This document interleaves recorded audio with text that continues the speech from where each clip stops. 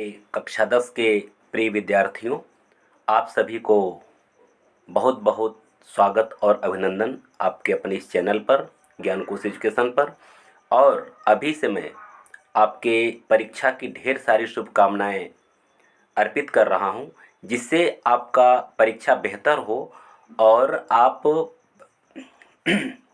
परीक्षा में सॉरी अधिक से अधिक अंक अर्जित करें, यानी कि 90 से अधिक अंक आपका प्राप्त हो, यही मेरी शुभकामना है। आज आपके सामने उत्तर प्रदेश माध्यमिक शिक्षा परिषद द्वारा जो मॉडल पेपर है 2023-24 का जो पैटर्न है, इसको आपके सामने प्रस्तुत किया हूँ। इसी पैटर्न पर सेम, प्यारे बच्चों समझिए, इसी पैटर्न पर प्रश्न आपका आना है परीक्षा में। और जो प्रश्न ये है, इसमें से कुछ प्रश्न निस्संदेह परीक्षा में सीधे सीधे पूछे जाएंगे। तो वीडियो थोड़ा सा लंबा होगा, लेकिन अपने जीवन को संवारने के लिए और परीक्षा बेहतर करने के लिए निस्संदेह आप इस पूरी वीडियो को देखें। तो सबसे पहले देखिए, यहाँ साफ साफ लिखा हुआ है मॉडल प्रश्न पत्र सत्र 2023-24 कक्षा 10 हिंदी, विषय हिंदी, खंड अ, मतलब 2 खंड में है, पहले खंड अ फिर खंड ब, दोनों खंड एक ही साथ है। आपका समय होगा 3 घंटे 15 मिनट, पूर्णांक आपका 70 का होगा। प्रारंभ के जो 15 मिनट आपके मिलते हैं वह आपको प्रश्न पत्र पढ़ने के लिए मिलते हैं। क्या करने के लिए मिलते हैं? वो आपका प्रश्न पत्र पढ़ने के लिए ये निर्धारित होता है। पहले आप प्रश्न पत्र को पढ़ लीजिए, उसके बाद जो आपका प्रश्न पत्र है वह 2 खंड में है, ठीक है ना। तो दोनों खंडों के प्रश्नों को बढ़िया से पढ़ लेना चाहिए। और 2 खंड में विभाजित है। तीसरा लिखा हुआ है निर्देश कि प्रश्न पत्र के खंड अ में बहुविकल्पीय प्रश्न है, यानी ऑब्जेक्टिव टाइप प्रश्न होंगे, जिसमें सही विकल्प का चयन करके OMR शीट पर नीले अथवा काले, अब यहाँ कोई कन्फ्यूजन आपको नहीं रहना चाहिए। बच्चे पूछते हैं कि सर नीला पेन की काला पेन किसका, तो आप कोई पेन का इस्तेमाल कर सकते हैं, लेकिन काला बेहतर होगा। क्यों? क्योंकि काला बहुत साफ क्लीन हो जाता है। कंप्यूटर चूँकि चेक होता है OMR शीट, तो बहुत साफ दिखता है, मतलब स्कैनिंग होता है और वो क्लीन रहता है। तो इसलिए काला पेन का इस्तेमाल करें तो बढ़िया है, नहीं तो आप नीले का भी इस्तेमाल कर सकते हैं, कहीं कोई दिक्कत आपको नहीं है। और सही विकल्प वाले गोले को पूरी तरह से आपको काला करना चाहिए। थोड़ा सा भी उसमें इस तरह का चीज़ नहीं रहना चाहिए कि कहीं किसी प्रकार का, जैसे मान लिया आप गोला अगर बना रहे हैं, तो उस गोला को एकदम पूरी तरह से आप क्या करिए, उसको काला करिए, पूरी तरह से एकदम भर जाए। कहने मतलब उसमें कुछ भी शेष बचे ना, पूरी तरह से वो भर जाए, ठीक है ना, अधूरा न रहे। अच्छा, 5वां आपका जो निर्देश है खंड अ, खंड अ जो है बहुविकल्पी प्रश्न हेतु प्रत्येक प्रश्न के लिए 1 अंक निर्धारित है, यानी कि आपका 20 प्रश्न होगा और 20 नंबर का होगा, एक एक नंबर का एक एक प्रश्न होगा। OMR शीट में उत्तर अंकित किए जाने के पश्चात उसे काटें नहीं, माने अगर आप उत्तर लिख देते हैं तब फिर उसको आप काटिए नहीं, और न ही उसे इरेजर के द्वारा या व्हाइटनर द्वारा भी उसको मिटाने का प्रयास न करिए गोले को। माने गोला अगर आप भर दिए हैं तो आप उसको काटेंगे, मिटाएंगे या व्हाइटनर का प्रयोग करेंगे तो ऐसे ही गलत मान लिया जाएगा। तो गलत तो अगर आप कर दिए तो गलत तो है ही, लेकिन किसी दूसरे तरह का भी प्रयोग करना चाहते हैं तो गलत हो जाएगा। इसलिए आप ध्यान से पूरी तरह से सोच समझ करके गोले को काला करेंगे। और यहाँ अगला निर्देश है कि प्रत्येक प्रश्न के सम्मुख उनके निर्धारित अंक दिए गए हैं। चलिए अब हम लोग सीधे आते हैं, ये 20 जो बहुविकल्पी प्रश्न है इसको देख लिया जाए, और यह 20 नंबर का होगा। और इसमें से आशा ही नहीं, मुझे पूरा विश्वास है कि 2-3 प्रश्न आपको परीक्षा में ज़रूर सीधे सीधे मिल जाएगा। इसलिए पूरे पेपर को बढ़िया से देखा, पूरे मॉडल पेपर को बढ़िया से देखा है, ठीक है ना। तो चलिए, आपका जो पहला प्रश्न है इसका उत्तर भी मैं आपको बताते चल रहा हूँ। आपका जो पहला प्रश्न है, बाबू गुलाब राय किस युग के लेखक हैं? पहला प्रश्न, बाबू गुलाब राय किस युग के लेखक हैं? तो इसका सीधे सीधे आपका उत्तर हो जाएगा सी, यानी शुक्ल युग के लेखक हैं। इसको याद रखिए। चिंतामणि, दूसरा प्रश्न, चिंतामणि किस विधा की रचना है? तो चिंतामणि देखिए, यह आपका विकल्प ए हो जाएगा, निबंध विधा की रचना है, आचार्य रामचंद्र शुक्ल की ये रचना है। ठीक है ना। तीसरा प्रश्न है, गबन किसकी रचना है? तो गबन मुंशी प्रेमचंद की रचना है, अर्थात ये मुंशी प्रेमचंद का ये उपन्यास है। ठीक। प्रश्न नंबर 4 देखिए, शुक्ल युग की समयावधि क्या है? शुक्ल युग का समय पूछा जा रहा है, शुक्ल युग का समयावधि क्या है? तो आपका उत्तर हो जाएगा बी, 1919 से 1938 तक का समय शुक्ल युग का समय माना जाता है। ठीक है ना। आइए प्रश्न नंबर 5 हम लोग देखते हैं, थोड़ा और बड़ा कर लेते हैं ताकि आपको और साफ दिखे। हाँ ठीक, चलिए। पांचवा प्रश्न आपका क्या कह रहा है? पांचवा प्रश्न आपका है, नीड़ का निर्माण फिर किस विधा की रचना है? तो बच्चों, नीड़ का निर्माण फिर यह भी यानी आत्मकथा विधा की रचना है। और ये अगर कहीं पूछे कि किसकी रचना है तो हरिवंश राय बच्चन की रचना है, क्योंकि उनकी आत्मकथा 4 भाग में है जिसमें एक भाग नीड़ का निर्माण फिर है। ठीक है ना। चलिए प्रश्न नंबर 6 है, प्रिय प्रवास किस युग की रचना है? युग पूछा जा रहा है, तो इसका उत्तर आइए नीचे देखते हैं हम लोग इसका विकल्प। हाँ, तो अगर इसमें युग पूछा जा रहा है तो यह आपका ए है, यानी कि द्विवेदी युग, ये द्विवेदी युग की रचना है। ठीक है ना। अच्छा, उसके बाद आपका प्रश्न नंबर 7, मधुशाला किसकी रचना है? तो मधुशाला जो है आपकी रचना है हरिवंश राय बच्चन की, हरिवंश राय बच्चन की मधुशाला है। ठीक है ना। प्रश्न नंबर 8 देखिए, भारत भारती किसकी रचना है? तो भारत भारती बी आपका उत्तर सही हो जाएगा, मैथिली शरण गुप्त की रचना है। ठीक है ना। आइए प्रश्न नंबर 9 देखिए, प्रश्न नंबर 9 क्या कह रहा है? प्रश्न नंबर 9 कह रहा है, आधुनिक काल कब से कब तक माना जाता है?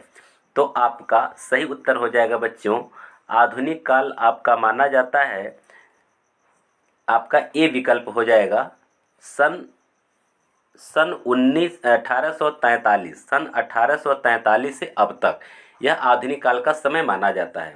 प्रश्न नंबर 10 देखिए, मतीराम किस युग के कवि हैं?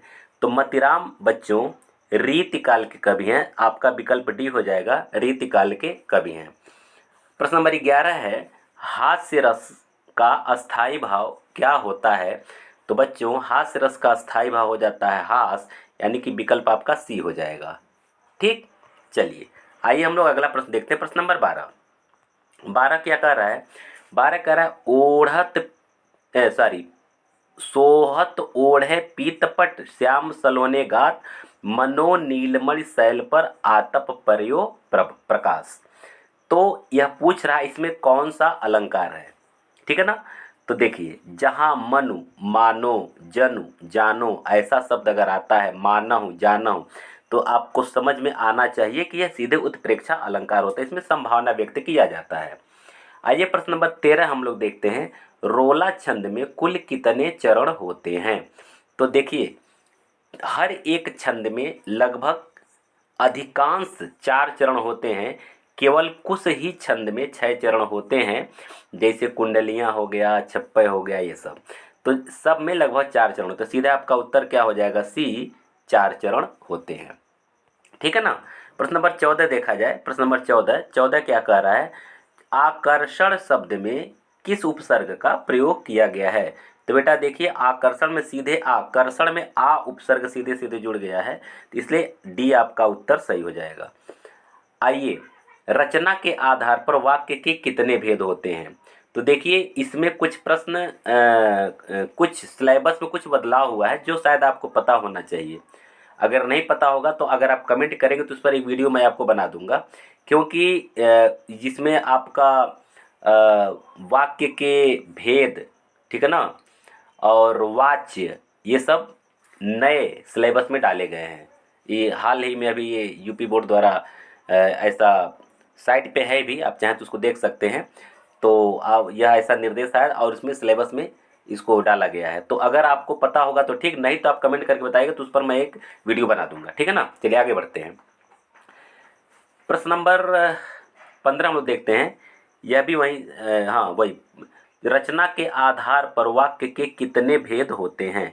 तो रचना के आधार पर वाक्य के देखिए 3 भेद होते हैं। कितने भेद होते हैं? 3 भेद होते हैं।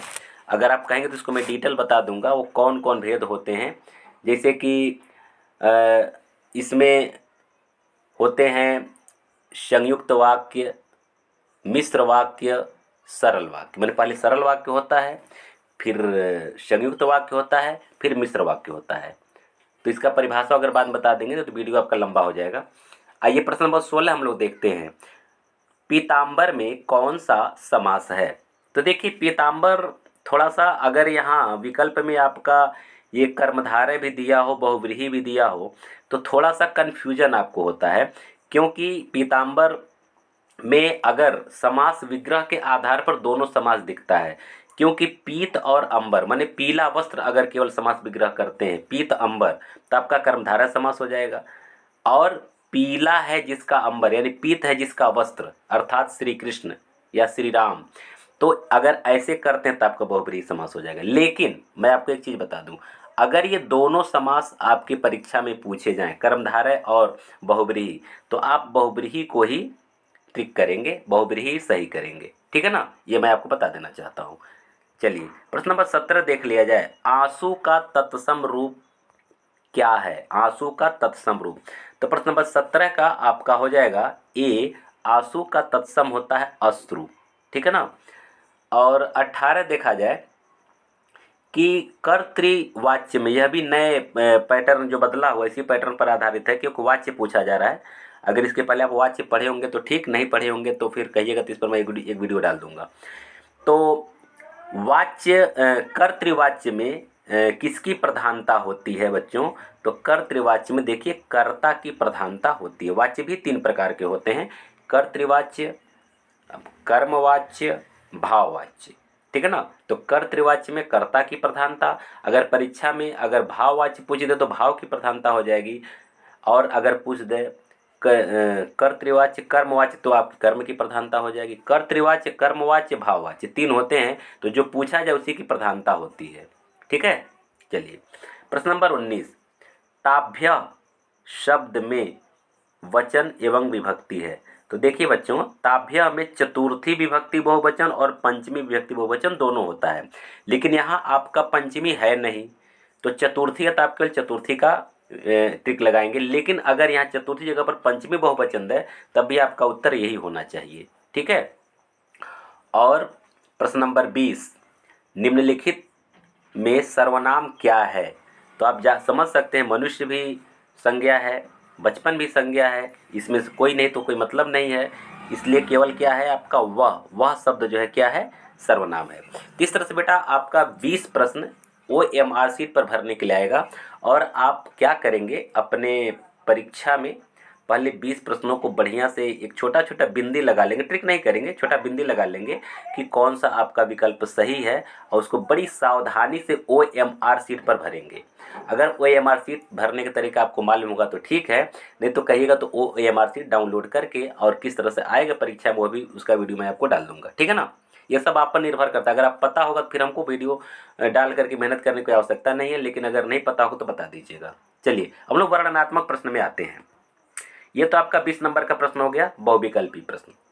वर्णनात्मक प्रश्न देख लिया जाए, गद्यांश इसमें पूछा जाएगा, 2 गद्यांश पूछा जाएगा, और हर इसमें 3 प्रश्न पूछा जाएगा। हर एक प्रश्न 3-3 नंबर 2-2 नंबर का होगा, सॉरी 2-2 नंबर का होगा, 6 नंबर का आपका होगा। एक गद्यांश से 3 प्रश्न और वो 6 नंबर का होगा, 2-2 नंबर का।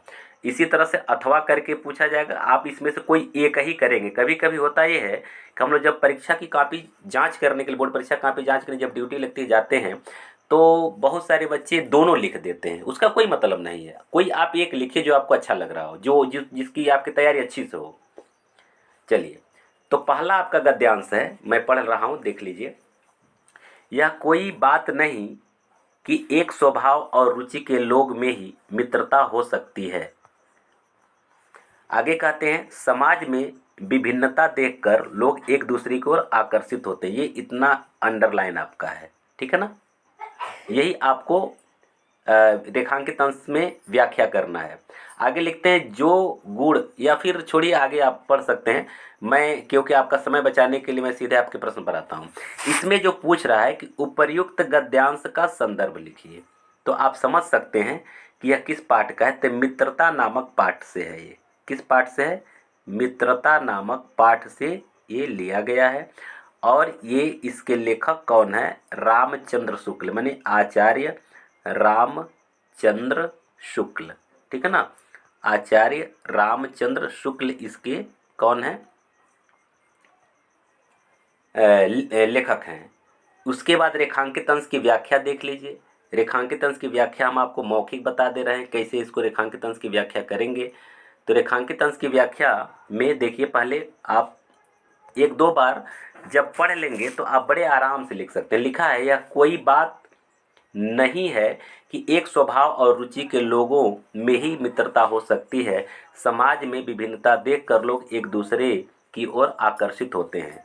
तो इसका मतलब ये हुआ, लिखेंगे ऐसे कि लेखक, नाम भी लिख सकते हैं, आचार्य रामचंद्र शुक्ल जी कहते हैं कि यह कोई ज़रूरी नहीं है, इसको अपने भाषा में लिखा जाता है, यह कोई ज़रूरी नहीं है कि एक समान योग्यता वाले या एक समान रुचि वाले या एक समान आचरण वाले लोगों में ही मित्रता होती है। ऐसी यह कोई ज़रूरी नहीं है। कभी कभी ऐसा देखा जाता है कि समाज में दूसरों की विभिन्नता को, एक दूसरे की विभिन्नता को देखकर, मतलब जो गुण हमारे अंदर नहीं है वह दूसरे के अंदर है, तो उसकी पूर्ति के लिए भी मित्रता हो जाती है और हम अपने मित्र की ओर यानी दूसरे लोगों की ओर आकर्षित हो जाते हैं। इस तरह से आप अपने भाषा शैली में बना करके इसका रेखांकित अंश का व्याख्या कर लीजिएगा, ठीक है ना। और अगला जो प्रश्न है, लेखक के अनुसार समाज में विभिन्नता देखकर लोग एक दूसरे की ओर क्यों आकर्षित होते हैं, तो इसका उत्तर हो जाएगा कि लेखक के अनुसार समाज में विभिन्नता देखकर लोग एक दूसरे को आकर्षित इसलिए होते हैं क्योंकि जो गुण या जो स्वभाव हमारे अंदर नहीं होता है उसकी पूर्ति के लिए हम दूसरे की ओर आकर्षित होते हैं या दूसरे को अपना मित्र बना लेते हैं, ठीक है ना। ये ऐसे आप लिख लेंगे। आगे देखिए, अगला अथवा करके जो पैराग्राफ दिया हुआ है, हे भगवान, तब के लिए विपद के लिए इतना आयोजन, परमपिता की इच्छा के विरुद्ध इतना साहस, पिताजी क्या भीख न मिलेगी, क्या कोई हिंदू भूपृष्ठ पर न बचा रह जाएगा जो ब्राह्मण को 2 मुट्ठी अन्न दे सके। यह असंभव है, फेर दीजिए पिताजी, मैं कांप रही हूँ, इसकी चमक आंखों को अंधा बना रही है। अब देखिए, यह जो गद्यांश है आप समझ सकते हैं किस पाठ का है। तो पाठ का नाम आपका हो जाएगा ममता। किस पाठ से लिया गया है, यह ममता से लिया गया है। और इसके लेखक कौन है, तो लेखक में आप लिख देंगे जयशंकर प्रसाद। क्या लिखेंगे, जयशंकर प्रसाद इसके लेखक हैं, ठीक है ना। तो आपका पहला प्रश्न ऐसे हो जाएगा। रेखांकित अंश की व्याख्या देख लीजिए। रेखांकित अंश की व्याख्या क्या कर रहा है, परम पिता की इच्छा के विरुद्ध, मतलब प्रश्न या प्रसंग उस समय का है जब ममता के पिताजी चूड़ामणि, उसको उनको यह चिंता रहती है कि एक न एक दिन यह साम्राज्य यानी कि यह किला दूसरे राजा का अधीन हो जाएगा, तो फिर हमारी पुत्री का क्या होगा। विशेष करके इनकी पुत्री यानी ममता की चिंता थी, तो इसलिए उसके लिए उत्कोच यानी घूस में लिया हुआ रत्न लेकर के ममता के पास आते हैं। तो यह देख करके ममता को आश्चर्य होता है और अपने पिताजी को एक तरह से कोसने लगती है। कहती है कि परम पिता के इच्छा के विरुद्ध, अब यहाँ से आपका व्याख्या शुरू होता है कि परम पिता के इच्छा के विरुद्ध इतना साहस, मैंने पिताजी से कहते हैं, हे पिताजी, परम पिता की इच्छा यह है कि हम ईमानदारी से धन कमाएं, लेकिन उनकी इच्छा के विरुद्ध आप ऐसा साहस क्यों किए हैं, क्यों उत्कोच यानी घूस में लिया हुआ धन हमें लेकर के, हमारे लिए लेकर के आ रहे हैं। क्या अगर हमारे पास धन दौलत नहीं रहेगा, भविष्य की चिंता जो आपको सता रही है, तो क्या ऐसा समय नहीं आएगा पिताजी कि हमें भीख भी नहीं मिलेगी। क्या इस धरती पर कोई भी हिंदू नहीं बचेगा जो हमें एक वक्त का भीख में रोटी न खिला सके। ऐसा नहीं है, ज़रूर कोई ना कोई बचा रहेगा, इसलिए आप इस रत्नों को लौटा दीजिए। मतलब ये उसका पूरा का पूरा भावार्थ है, ठीक है ना। ऐसे आप लिख लेंगे। अगला प्रश्न है कि ममता द्वारा किस कार्य को इच्छा के विरुद्ध बताया है। तो उत्कोच, उत्कोच माने होता है घूस, उत्कोच को माने घूस को या घूस में लिए हुए धन को या उत्कोच में लिए हुए धन को ईश्वर के विरुद्ध बताया है।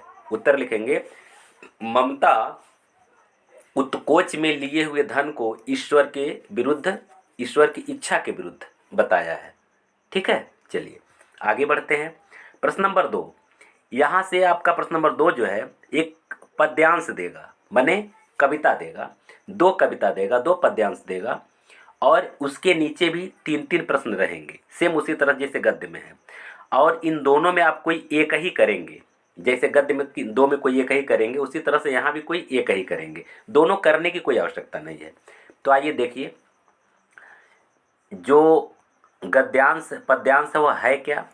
चरण कमल बंदौ हरिराई, जाकी कृपा पंगु गिर लंघे, अंधे को सब कुछ दर्शाई, बहिरो सुने गुंग पुनि बोले, रंग चले सिर छत्र धराई, सूरदास स्वामी करुणा में बार बार बंदौती ही पाई। अब देखिए ये प्रश्न पूछ रहा है कि यह पद्यांश का संदर्भ लिखिए, तो सेम उसी तरह से लिखेंगे। तो यह किससे लिया गया आप समझ सकते हैं, यह सूर्य के पद से लिया गया, तो केवल पद भी लिख सकते हैं, या लिख सकते हैं पाठ का नाम सूर्य के पद, और उनकी रचनाकार का नाम, रचयिता का नाम लिख देंगे, सॉरी रचयिता का नाम लिख देंगे क्या, सूरदास। क्या लिखेंगे, सूरदास, ठीक है ना। बस ये आपका पहला प्रश्न हो जाएगा। रेखांकित अंश की व्याख्या देख लीजिए, बहिरो सुने गुंग पुनि बोले यानी कि अब सूरदास जी कहते हैं कि जिसके ऊपर प्रभु की कृपा हो जाती है, ईश्वर की कृपा हो जाती है, तो बहरा व्यक्ति, जो व्यक्ति कानों से बहरा है वह सुनने लगता है, और जो गूंगा है, जो बोल नहीं सकता है, वह पुनः पुनः बोलने लगता है। और रंक माने भिखारी या गरीब, यानी भिखारी जो है अपने सिर पर छत्र धारण करके चलने लगता है, अर्थात भिखारी राजा हो जाता है, क्योंकि राजा अपने सिर पर छत्र धारण करके चलते हैं ना। तो राजा भिखारी क्या होता है, राजा हो जाता है, अगर ईश्वर की कृपा हो जाए तो, ठीक है ना। ऐसे आप इसका व्याख्या कर दीजिएगा। और पूछ रहा है कि उपयुक्त पंक्तियों में कौन सा अलंकार है, तो देखिए इसमें जो चरण कमल बंदौ हरिराई, यह जो है ना चरण कमल, तो चरण रूपी कमल, इसमें रूपक अलंकार सीधे आप लिख देंगे, रूपक अलंकार का प्रयोग इसमें किया गया है, ठीक है ना। ठीक, चलिए आगे बढ़ते हैं, आगे बढ़ते हैं हम लोग। अब ये आपका अथवा करके जो है, अथवा, इसको देख लिया जाए ये क्या है और कहाँ से लिया गया है। देखिए, सुनि सुंदर बैन सुधारस साने, सयानी है जान की जानी भली, तिरछे करी नैन तिन्हें समुझाई, कछ मुस्काई समुझाई कछ मुस्काई चली, तुलसी ते अवसर से ही रवै, आलोकित लोचन लाहु अली, अनुराग तडाग में भानु उदय, विकसी मनु मंजुल कंज कली। इसमें कुछ मात्रागत अशुद्धियाँ हैं, खैर उससे कोई मतलब नहीं है, हम लोगों को केवल इससे मतलब है कि रेखांकित अंश क्या है। तो पाठ का नाम यानी संदर्भ आपका क्या हो जाएगा, आप समझ सकते हैं किससे लिया गया है। यह वन पथ से लिया गया है, किससे लिया गया है, वन पथ से ये लिया गया है, ठीक। और किसकी रचना है ये तुलसीदास की है, आप जानते भी हैं किसकी रचना है, तुलसीदास की ये रचना है, ठीक। सॉरी। अब आगे देखिए, रेखांकित अंश की व्याख्या हम कैसे करते हैं। रेखांकित अंश की व्याख्या में लिखेंगे, लिखा है कि अनुराग तडाग में भान उदय, विकसी मन मंजुल कंजकली। यह उस समय का वर्णन है जब वन पथ पर, यानी कि जब वनवास के समय राम लक्ष्मण और सीता जंगल के रास्ते से, जंगल में जो गांव है उस गांव के रास्ते से जा रहे हैं, तो नगर बधुएं, ग्राम बधुएं, नगर बधुएं, ग्राम बधुएं सीता से परिचय पूछ रही हैं कि जो आगे आगे जा रहे हैं, जिनके सिर पर जटा है, सुंदर कमल जैसे नयन हैं, धनुष बाण धारण किए हुए, वो आपके कौन हैं। तो सीता परिचय देती हैं, और अंत में जो ये अनुराग तडाग में भान उदय, इसका अब यहाँ से व्याख्या करना है। जब ग्राम बधुएं श्री राम के सुंदर कमलवत नेत्रों को देखती हैं, तो ऐसा लगता है कि अनुराग रूपी तडाग मन प्रेम रूपी तालाब, अनुराग मन होता है प्रेम, प्रेम रूपी तालाब में जैसे भानु के उदय होने पर, सूर्य के उदय होने पर मंजुल कंज, मंजुल कहते हैं कमल, कंज माने कहते हैं कली, मंजुल मानता सुंदर, कंज माने कमल, और कली माने कली, माने सुंदर कमल की कली विकसित हो जाती है, खिल जाती है। जिस तरह से सूर्य के उदय होने पर तालाब में जो कमल है, कमल की कली खिल जाती है, उसी तरह से अब देखिए उसी तरह से जब ग्राम वधुएं श्री राम के ये प्रेम रूपी तालाब को देखती हैं तो उनके मानो मन माने मानो मानो उनकी सुंदर कमल रूपी आँखों की कली जिस तरह सूर्य के उदय होने पर विकसित हो जाती है, उसी तरह से उनकी आँखों को आनंद प्रदान कर रही है। उनकी आँखें भगवान श्री राम के नेत्रों को देख करके हर्षित हो जा रही हैं। उसी का वर्णन यहाँ किया गया है। ठीक है ना। चलिए आगे देखिए, पूछा जा रहा है कि अनुराग तड़ाग तथा मंजु कली मनु मंजुल कंज कली में कौन सा अलंकार है। तो देखिए अनुराग तड़ाग, अनुराग रूपी तालाब, इसमें आपका रूपक हो जाएगा। क्या हो जाएगा? रूपक हो जाएगा। और मनु मंजुल कंज कली, मनु यहाँ दिया है ना, तो आपका हो जाएगा उत्प्रेक्षा। कौन सा अलंकार हो जाएगा? उत्प्रेक्षा अलंकार हो जाएगा। तो इस तरह से एक में रूपक और एक में उत्प्रेक्षा हो जाएगा। ठीक है। चलिए अब आइए हम लोग देखते हैं प्रश्न नंबर 3। आपका जो तीसरा प्रश्न होगा बच्चों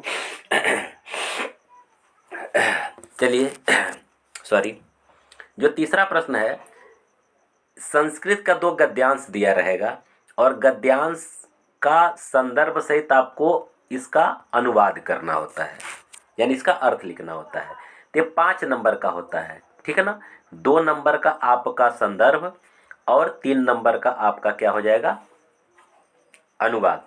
कुछ बच्चे गलती ये करते हैं, बिना संदर्भ लिखे चले आते हैं। तो बेटा ऐसा गलती आप लोग नहीं करेंगे, क्योंकि आपको संदर्भ लिखना ही लिखना। संदर्भ लिख देते हैं तो आपका 2 नंबर पक्का हो जाता है। और अगर अनुवाद में थोड़ी बहुत गलतियां रहती हैं तो संदर्भ आपका कवर कर लेता है। लेकिन अगर आप संदर्भ नहीं लिखते हैं तो फिर अगर इसमें गलतियां हैं तो आपका बहुत ज़्यादा नंबर का नुकसान होता है। तो ध्यान रखिएगा। तो यह जो पहला जो गद्यांश है आप इसको समझ लीजिए किसमें से है। तो यह संदर्भ तो लिख लेंगे, प्रस्तुत गद्य खंड हमारे पाठ्य पुस्तक हिंदी के संस्कृत भाग के। अब किस पाठ से, इसमें केवल पाठ का नाम लिखा रहता है, लिखना होता है। क्या लिखेंगे? वाराणसी। वाराणसी नामक पाठ से लिया गया है, बस इतना ही लिखना है। उसके बाद अब आप अनुवाद हेडिंग डालेंगे और अनुवाद करेंगे। कैसे करेंगे देखिए, अनुवाद लिखेंगे, एषा नगरी भारतीय संस्कृते संस्कृत भाषायाश्च केंद्र स्थलम अस्ति। एषा नगरी, यह नगर, भारतीय संस्कृते, भारतीय संस्कृति, संस्कृत भाषायाश्च, और संस्कृत भाषा की, केंद्र स्थलम अस्ति, केंद्र स्थली है। यह नगरी भारतीय संस्कृति और संस्कृत भाषा का केंद्र स्थल है या केंद्र स्थली है।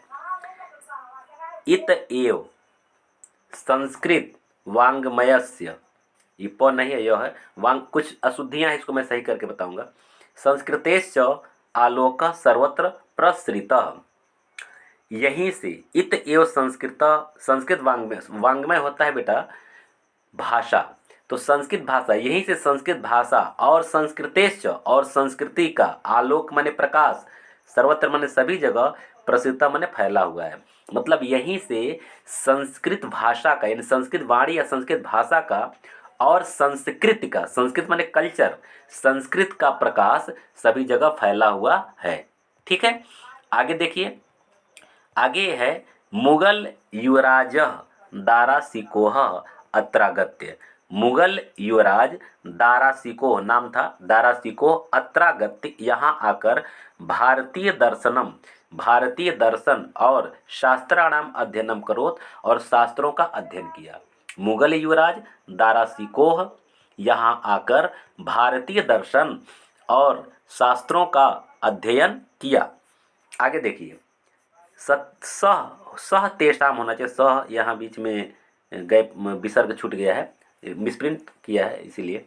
तो सह तेषाम ज्ञानेन, वह इस ज्ञान से, तथा प्रभावित अभवत, इतना प्रभावित हुआ, यत मन होता है कि इतना प्रभावित हुआ कि तेन उपनिषदाम अनुवाद, वह उपनिषद का अनुवाद पारसी भाषायाम कारितः, पारसी भाषा में कराया। वह इस ज्ञान से इतना प्रभावित हुआ कि पारसी भाषा में उपनिषद का अनुवाद कराया। ठीक है। चलिए अथवा देख लीजिए, अब संस्कृत वाला जो है अथवा, अथवा वाला देख लीजिए। थोड़ा सा सर्दी का प्रभाव है, इसलिए मैं क्षमा चाहता हूँ आप लोगों से। भले ही आप बच्चे हैं लेकिन फिर भी थोड़ा सा दिक्कत है, लेकिन आप केवल देखते रहिए, मतलब आपका जो मूल उद्देश्य है वह न भटके। हाँ, मानव जीवन से संस्करणम संस्कृति। अब देखिए यह पहले किसमें से लिया गया है देख लिया जाए। इसका संदर्भ कैसे लिखेंगे? प्रस्तुत गद्य खंड हमारे पाठ्य पुस्तक संस्कृत के, अब किस पाठ से लिया गया है आपको ये जानना है। यह संस्कृत के भारतीय संस्कृति, भारतीय संस्कृति से लिया गया है। किससे लिया गया है? भारतीय संस्कृति। भारतीय पाठ का नाम है, जानते होंगे, संस्कृति, ठीक है ना। टूल्स से लिखने पे राइटिंग उतना बढ़िया हो नहीं पाता है, तो इसको आप मैनेज कर लेंगे, ठीक है। से लिया गया है, ठीक। आगे देखिए, इसका अब अनुवाद कैसे करेंगे ये देख लीजिए। अनुवाद करेंगे मानव जीवनस्य संस्करणम, क्योंकि यह दोनों पाठ इंपॉर्टेंट है और क्या पता यह अनुवाद आ भी जाए लिखने के लिए, इसलिए इसका मैं अर्थ भी बता देना चाहता हूँ ताकि कहीं कोई दिक्कत ना हो। वीडियो थोड़ा लंबा होगा, मैं कह रहा हूँ वीडियो लंबा होगा, लेकिन आप इस परीक्षा में बेहतर मार्क पाने के लिए थोड़ा सा आपको समय देना पड़ेगा, धैर्य बनाना पड़ेगा। चलिए, मानव जीवन से संस्करणम माने मानव जीवन का संस्कार करने के लिए संरक्षित करना ही क्या होता है? संस्कृति, संस्कृति होता है। संस्कृत और नहीं, संस्कृत तो भाषा हो जाएगा, संस्कृति यानी कल्चर, रहन सहन। तो मानव जीवन का संस्कार ही क्या है? संस्कृति है। अस्माकम पूर्वजाः, हमारे पूर्वज, मानव जीवन संस्कर्तुम, मानव जीवन का संस्कार करने के लिए या मानव जीवन के संरक्षण के लिए महानतः प्रयत्नम अकुर्वन्, महान प्रयत्न किए। हमारे पूर्वज मानव जीवन का संस्कार करने के लिए या मानव जीवन को संरक्षित करने के लिए, मानव जीवन की को सुरक्षित रखने के लिए महान प्रयत्नम अकुर्वन् माने महान प्रयत्न किए। तो अस्माकम जीवनस्य संस्करणाय, हमारे जीवन का संस्कार करने के लिए यान आचरान, जो आचरण, विचारान च, और विचारों को, अदर्शयन, दिखाए, तत्सर्वम, वह सब, अस्माकम संस्कृति, हमारी संस्कृति है। माने हमारे पूर्वज, इसका तात्पर्य होगा कि हमारे जीवन के संस्कार के लिए, हमारे जीवन को सुरक्षित रखने के लिए यान आचरान, जो आचरण, विचारान और विचार, जो आचार और विचार, अदर्शयन, दिखाए, तत्सर्वम अस्माकम संस्कृति, वह सब हमारी संस्कृति है। ये इसका अनुवाद हो जाएगा, ठीक है ना। ठीक, अब आइए ठीक उसी तरह जैसे आप हिंदी गद्य का दो अनुच्छेद आएगा और उसमें से 3-3 प्रश्न दिया रहेगा, उसी तरह से संस्कृत में भी 2 आपका गद्य खंड आएगा, उसमें से एक करना होता है, और 2 श्लोक भी आएगा, इसमें से कोई एक ही करना होता है, ठीक है ना।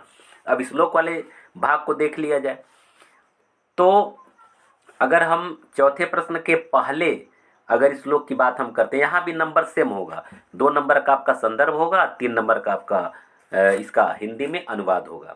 इसका संदर्भ क्या हो जाएगा? संदर्भ में केवल पाठ का नाम आपको याद रखना है, जीवन सूत्राणी है। पाठ का नाम क्या है? जीवन सूत्राणी, जीवन सूत्राणी है, ठीक है ना। लिखेंगे सेम उसी तरह से, प्रस्तुत श्लोक हमारे पाठ्यपुस्तक हिंदी के संस्कृत खंड से जीवन सूत्राणी नामक पाठ से लिया गया है। बस इतना ही लिखना है, आपका 2 नंबर मिल जाएगा। हर्रे लगन फिटकरी रंग होए चोखा। अब आइए आपका हम लोग अनुवाद देख लेते हैं। अनुवाद कैसे लिखेंगे? तो अनुवाद कैसे लिखेंगे इसका देखिए अर्थ। मानम हित्वा प्रियो भवति, मानम होता है अभिमान, अहंकार, अहंकार होता है, ठीक है ना। अहंकार, हित्वा मन होता है छोड़कर, हित्वा मन क्या होता है? छोड़कर, अहंकार को छोड़कर प्रिय भवत, प्रियो भवत, प्रिय हो जाता है। माने मनुष्य, मानव क्या करके? अपने अहंकार को छोड़ करके सबका प्रिय हो जाता है। क्रोधम हित्वा, क्रोध को छोड़ करके न सोचति, सोच माने चिंता, न माने नहीं, माने चिंता नहीं करता था, चिंता रहित हो जाता है, अर्थात निश्चिंत हो जाता है, ठीक है ना। क्रोध को छोड़ करके वह चिंता रहित हो जाता है, चिंता मुक्त हो जाता है। कामम हित्वा अर्थवान, इसमें संविच्छेद करेंगे तो होगा कामम माने कामना, कामना माने इच्छा, इच्छा को छोड़कर वह अर्थवान यानी धनवान हो जाता है। और लोभम हित्वा सुखी भवति, लोभम हित्वा माने लोभ को छोड़ करके क्या हो जाता है, सुखी हो जाता है। ठीक है, ये आपका होगा संदर्भ, वो व्याख्या, व्याख्या का नहीं इसको कह सकते, इसको हम अनुवाद कह सकते हैं। अथवा ला देख लिया जाए, अथवा, अथवा क्या कह रहा है, सर्वे भवन्तु सुखिनः सर्वे सन्तु निरामयाः सर्वे भद्राणि पश्यन्तु माँ कश्चित् भाग भवेत्। यह किसमें से लिया गया है, पहले ये जानिए। यह जो है भारतीय संस्कृति से लिया गया है। यह श्लोक जो है किससे लिया गया है, भारतीय संस्कृति से लिया गया है। मैं मौखिक बोल रहा हूँ, उसको आप नोट कर लीजिएगा। अब इसका अर्थ देखिए कैसे होगा। अर्थ, अर्थ का मतलब अनुवाद देखिए, सर्वे भवन्तु सुखिनः, सभी लोग क्या हों, सुखी हों, सभी लोग क्या हों, सुखी हों। सर्वे सन्तु निरामयाः, सभी लोग क्या हों, निरोगी हों, निरामया निरोगी, सभी लोग सुखी हों, सभी लोग निरोगी हों। सर्वे भद्राणि पश्यन्तु, सभी लोगों को भद्र देखो या सभी लोगों को सज्जनता के रूप में देखो, सज्जन के रूप में देखो, सभी लोगों को सज्जन के रूप में देखो। माँ कश्चित् दुख भाग भवेत्, कोई भी दुख का भागी न हो। यह इस तरह से आपका अनुवाद हो जाएगा। ठीक है, चलिए आगे बढ़ते हैं। अगला जो आपका 5वां प्रश्न होगा वह आप खंड काव्य से आधारित होगा। जैसे आप जिस जिले के हैं आप समझ सकते हैं, जानते होंगे कि आपके जिले में कौन सा खंड काव्य चलता है, तो उसी हिसाब से आप मुक्तिदूत खंड काव्य से 2 प्रश्न आएगा, ज्योति जवाहिर से 2 प्रश्न आएगा, मेवाड़ मुकुट से 2 प्रश्न आएगा। और यहाँ पूछ रहा है कि अपने पठित खंड काव्य के आधार पर निम्नलिखित में से किसी एक प्रश्न का उत्तर आपको देना है, कोई एक ही प्रश्न का उत्तर। ठीक है ना, अब ये नहीं कि 2 है क और ख, मान लीजिए मुक्तिदूत में गांधी जी का चित्र चित्रण भी पूछ रहा है और मुक्तिदूत का चतुस्सर का कथानक पूछ रहा है, दोनों लिखना है, नहीं दोनों नहीं लिखना। बच्चे तो कभी कभी ऐसा देखते हैं, कभी कभी हंसी भी आता है या फिर उनसे यूँ कहा जाए कि उनके अध्यापक उनको शायद बताए नहीं होते हैं, वे सभी के सभी खंड काव्यों को लिख देते हैं। मुक्तिदूत भी लिखेंगे, ज्योति जवाहिर भी लिखेंगे, मेवाड़ मुकुट भी लिखेंगे, अगर पूजा भी लिखेंगे। ना ना ना ना, ऐसा नहीं करना बेटा। आप पहले पता लगा लीजिएगा कि आप किस जिले के हैं और किस जिले में कौन सा खंड काव्य चल रहा है। अगर आप पता नहीं लगा पाते, हमको बताइए, उस पर एक वीडियो हम डाल देंगे कि किस जिले में कौन कौन सा खंड काव्य, 1-2 मिनट का वीडियो रहेगा, आपको पता चल जाएगा। तो इस तरह से आप लिख लेंगे। मानना कि अगर आप गोरखपुर जिले से अगर हैं तो मातृभूमि के लिए मान लीजिए खंड काव्य है गोरखपुर, महाराजगंज या ये सब जो जिला है, यानी मंडल की बात अगर हम करते हैं तो मातृभूमि के लिए खंड काव्य के आधार पर संकल्प सर्ग का सारांश पूछा जा रहा है और मातृभूमि खंड काव्य के आधार पर चंद्रशेखर आजाद का चित्रण पूछा जा रहा है। तो जितने भी खंड काव्य हैं, मैं बताऊं, एक चरित्र चित्रण पूछा जाएगा जो प्रमुख नायक है, समझ लीजिएगा, और एक आपका किसी न किसी सर्ग का सारांश पूछा जाएगा। तो चरित्र चित्रण तो आना ही आना है, इसलिए सबसे ज़्यादा फोकस आप चरित्र चित्रण पर करिएगा। चाहे जो भी खंड काव्य आप पढ़ते हैं उसके जो भी मुख्य नायक हैं, इसको ध्यान रखिएगा जो मैं कह रहा हूँ। ठीक है ना, आप वहीं से एक प्रश्न तैयार कर लेंगे, एक ही प्रश्न तैयार करेंगे तो निश्चित है को आएगा ही आएगा, तो आपका 3 नंबर क्लियर हो जाएगा। चलिए अब हम लोग आते हैं प्रश्न नंबर 6 में। प्रश्न नंबर 6 में जीवन परिचय आएगा, किसी एक लेखक का पहले जीवन परिचय पूछा जाएगा और उनकी प्रमुख रचना, एक प्रमुख रचना, एक का मतलब आप 2-3 याद कर लेंगे, हालांकि इसमें एक ही पूछा जा रहा है, तो आपका 3 नंबर हो जाएगा जीवन परिचय पर, 2 नंबर आपका हो जाएगा रचना पर, इसलिए अलग अलग नंबर बटा हुआ है। अगर आप रचना नहीं लिखते हैं तो केवल आपको 3 ही नंबर के हकदार हैं, 2 नंबर आपको नहीं मिलेगा। तो ध्यान रखेंगे, रचना भी लिखना जरूरी है। रचना खूब बढ़िया हेडिंग आप डालेंगे, खूब बढ़िया रचना या रचनाएं, ठीक है ना, ऐसे हेडिंग डाल करके और 2-3 रचना को लिख लेंगे, निसंदेह आपको 5 में 5 नंबर मिल ही जाएगा। इसमें जल्दी नंबर नहीं कटता, राइटिंग का प्रकार ठीक ठाक है, लिखने का तरीका ठीक ठाक है, इसमें नंबर नहीं कटेगा। ठीक है ना, तो किसी एक का, चाहे राजेंद्र प्रसाद का, चाहे जयशंकर प्रसाद का, चाहे जो भी 3 आएगा उसमें कोई एक लिखना है, उसको बढ़िया सा तैयार कर लेंगे। उसी तरह से 6वां का जो ख है उसमें सेम है, इसमें लेखक का आएगा तो इसमें कवि का आएगा, पैटर्न सेम रहेगा 3 और 2, यानी 3 जीवन परिचय पर 2 रचना पर। किसी एक लेखक कवि का आप जीवन परिचय याद कर लेंगे बढ़िया से, और किसी एक का ही लिखेंगे, सबका लिखने की कोई आवश्यकता नहीं। कुछ बच्चे सबका लिख देते हैं। अब आइए प्रश्न नंबर 7। प्रश्न नंबर 7 कह रहा है कि अपने पाठ्य पुस्तक से कंठस्थ किया हुआ कोई आपको एक श्लोक लिखना है। तो अब आप 2 श्लोक तैयार कर लेंगे, इसलिए तैयार कर लेंगे कि क्या पता जो श्लोक आप एक ही तैयार करते हैं, तो वो एक ही तैयार करते हैं, वो परीक्षा में पूछ दिया गया तो आप उसको लिख नहीं पाएंगे, क्योंकि लिखेंगे तो नंबर नहीं मिलेगा। इसलिए आप 2 याद करेंगे तो एक पूछ दिया और एक बच जाएगा, तो आप उसको लिख सकते हैं। ये तरीका थोड़ा इस्तेमाल कर लेंगे आप। अच्छा, प्रश्न नंबर 8 जो है, आपके संस्कृत से 2 प्रश्न पूछा जाएगा। 4 प्रश्न रहेगा, 2 पूछा जाएगा, एक एक नंबर का होगा। तो इसको देख लिया जाए कि भारतीय संस्कृति मूलम किम अस्ति। भारतीय संस्कृत के मूल में क्या है, तो इसका आपका उत्तर हो जाएगा विश्वस्य सृष्टा एक एव। आप पढ़े होंगे तो याद होगा, विश्वस्य सृष्टा एक एव इति भारतीय संस्कृते मूलम अस्ति, ये इसका उत्तर होगा। पुरुराज कह आसीत, तो पुरुराज एक भारतीय वीर आसीत। पुरुराज एक भारतीय वीर आसीत। जो मैं बोल रहा हूँ सुन करके आप इसको चाहे तो, अगर इसका उत्तर लिखना चाहें तो लिख सकते हैं। चंद्रशेखर कह आसीत, चंद्रशेखर कौन थे, तो चंद्रशेखर एक देशभक्त आसीत, ऐसे लिख देंगे। चंद्रशेखर एक देशभक्त आसीत। वीर केन पूज्यते, तो वीर वीरेण पूज्यते। ठीक है ना। तो इस तरह से आपका ये हो जाएगा। 2 में कोई 4 में 2 ही आपको लिखना होता है। अब 9वां प्रश्न आपका बनेगा, निबंध लिखना है। 9वां प्रश्न क्या बनेगा, निबंध बनेगा। 7 नंबर का आपका होगा। निबंध लिखते समय बेटा की ध्यान रखिएगा कि जब कॉपी चेक करने के लिए हम लोग जाते हैं तो सीधे जैसे लगता है कि कोई गाथा लिखते हैं, बिना कोई पैराग्राफ चेंज किए सीधे कलम शुरू करते हैं तो 1.5 पेज पर ही जाकर ख़त्म करते हैं। ये तरीका बिल्कुल गलत है, इसमें आपको बढ़िया नंबर नहीं मिलेगा। आप सबसे पहले रूपरेखा तैयार करें ना। रूपरेखा तैयार करके मतलब हेडिंग आप लिखिए, रूपरेखा खूब बढ़िया से हेडिंग लिखिए, और उसी दौरान उसी में सबका नंबरिंग करके नंबर 1 पहले आप लिख दीजिए भूमिका। नंबर 2 जिसे मान लीजिए कि आपको पर्यावरण संरक्षण पर लिखना है तो आप दूसरा यही दूसरा लिख दीजिए। क्या, जैसे मान लीजिए कि पर्यावरण का अर्थ मान लीजिए लिख सकते हैं। तीसरा लिख दीजिए पर्यावरण प्रदूषण। फिर चौथा लिख दीजिए पर्यावरण प्रदूषण के प्रकार। फिर 5वां लिख दीजिए रोकथाम के उपाय। फिर 6वां लिख दीजिए उपसंहार। जब एक साथ लिखने के बाद अब उसके बाद से आप भूमिका हेडिंग डालिए, भूमिका, और उसके बाद से उसके बारे में जो कुछ भी आप जानकारी रखे हुए हैं आप उसको लिखते जाइए, लिखते जाइए, लिखते जाइए। उसके बाद फिर दूसरा हेडिंग डालिए, फिर तीसरा हेडिंग डालिए, फिर चौथा हेडिंग। मतलब इस तरह से जब आप लिखेंगे ना तो आपको बहुत बेहतर नंबर मिलेगा। और जहाँ तक भूमिका की बात है, चूँकि टूल्स से लिखने में उतना क्लियर हो नहीं पा रहा है तो मैं बोल दे रहा हूँ, आप उसको चाहे तो नोट्स बना सकते हैं।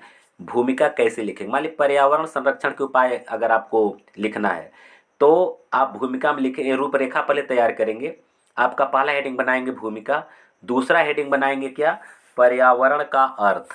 क्या बनाएंगे, दूसरा हेडिंग बनाएंगे पर्यावरण का अर्थ। ठीक है ना। तीसरा हेडिंग आप बनाएंगे पर्यावरण प्रदूषण।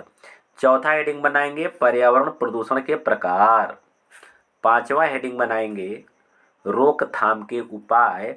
और 6वां हेडिंग बनाएंगे उपसंहार। एक बार फिर से सुन लीजिए, भूमिका, पर्यावरण प्रदूषण का अर्थ, प्रदूषण नहीं कहेंगे, सीधे पर्यावरण का अर्थ लिखना बढ़िया रहेगा। पर्यावरण का अर्थ, पर्यावरण प्रदूषण, पर्यावरण प्रदूषण के प्रकार, रोकथाम के उपाय और उपसंहार लास्ट में। ठीक है।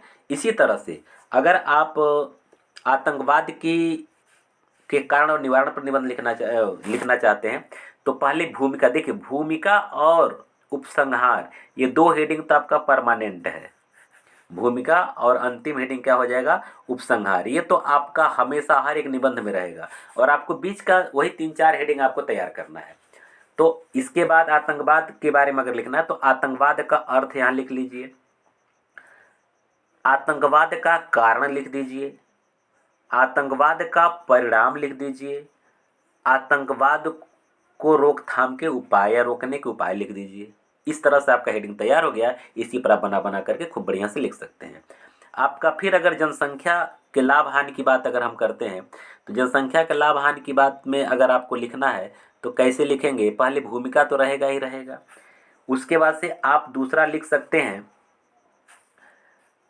भूमिका हो गया, आप ऐसे बना सकते हैं भारत में जनसंख्या वृद्धि का कारण, भारत में जनसंख्या वृद्धि का कारण। तीसरा हेडिंग बना सकते हैं जनसंख्या वृद्धि से हानि, जनसंख्या वृद्धि से क्या क्या हानि है, कैसे भूखमरी और कैसे गरीबी आती है। फिर चौथा हेडिंग लिख सकते हैं जनसंख्या से लाभ, लाभ भी है, कैसे है? मान ली कंबाइंड फैमिली है, संयुक्त परिवार है, तो अगर एक आदमी 20-20 हज़ार रुपये अगर कमा रहा है, 10 लोग हैं, तो उसके पास सोच लीजिए कितना पैसा आ जाएगा, 2 लाख रुपये करने में उस परिवार में हो जाएगा। तो इस तरह से परिवार में सुख और शांति भी आ सकती है। कुछ लाभ भी हैं तो लाभ भी लिख लेंगे। और उसके बाद से रोकथाम के उपाय, माने जनसंख्या वृद्धि को रोकने के उपाय, आप इसको एक हेडिंग बना सकते हैं। लास्ट में आपका उपसंहार रहेगा ही रहेगा। अगर नारी सशक्तिकरण की बात अगर हम करते हैं, तो इस पर अगर आप लिखना चाहते हैं तो भूमिका तो पहले रहेगा ही रहेगा। और एक हेडिंग बना सकते हैं समाज में नारी का स्थान, समाज में नारी का स्थान, आपका दूसरा हेडिंग बन सकता है। तीसरा हेडिंग आप बना सकते हैं कि नारी का महत्व, माने समाज में नारी का महत्व या नारी का महत्व, ठीक। चौथा हेडिंग बना सकते हैं नारी शिक्षा की आवश्यकता, ये हेडिंग बना सकते हैं। और सीधे आप आ जाइए उपसंहार पर। तो इतना हेडिंग बना करके आप इसको लिख लेंगे। अगर आपको निबंध में किसी प्रकार की दिक्कत होगी तो कहेंगे तो हम निबंध का वीडियो भी बना देंगे, अलग अलग विभिन्न विषयों पर, बिल्कुल एक तरह से पीडीएफ बना करके, प्रिंटेड पीडीएफ बना करके, ताकि टूल से न लिखना पड़े, वो मैं आपको बना सकता हूँ अगर आप कहेंगे तो। आपका फिर ये नया बदलाव इसमें हुआ है, पहले पत्र नहीं पूछा जाता था, लेकिन इस बार आपसे पत्र भी पूछा जाएगा परीक्षा में, ठीक है ना। तो आप ये 4 नंबर का होगा ये पत्र, तो ध्यान रखिएगा 4 नंबर का पत्र होगा। तो कोई एक ही पत्र लिखा जाएगा, 2 आएगा। तो अब पत्र भी लिखने का तरीका आपको मालूम होना चाहिए। अगर कहिएगा तो इस पर मैं एक वीडियो बना दूंगा और आप खूब बढ़िया से पत्र लिख करके आप यहाँ से नंबर ले सकते हैं। पहला है अपनी विशेष रुचियों का उल्लेख करते हुए अपने मित्र को एक पत्र लिखिए, अथवा उत्तर मध्य रेलवे को एक शिकायती पत्र लिखिए जिसमें टिकट निरीक्षक द्वारा किए गए अभद्र व्यवहार का उल्लेख किया गया हो। तो इस तरह से बेटा आप लोगों का ये पूरा का पूरा पेपर का पैटर्न है। इसी तरह से मैं और भी मॉडल पेपर लाऊंगा अगर आप कहेंगे तो।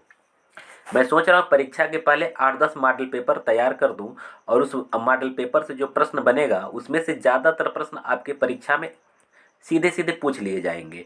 तो वही मेरी मतलब इच्छा है। अगर आप जैसा कमेंट करके कहेंगे वैसा मैं करूँगा।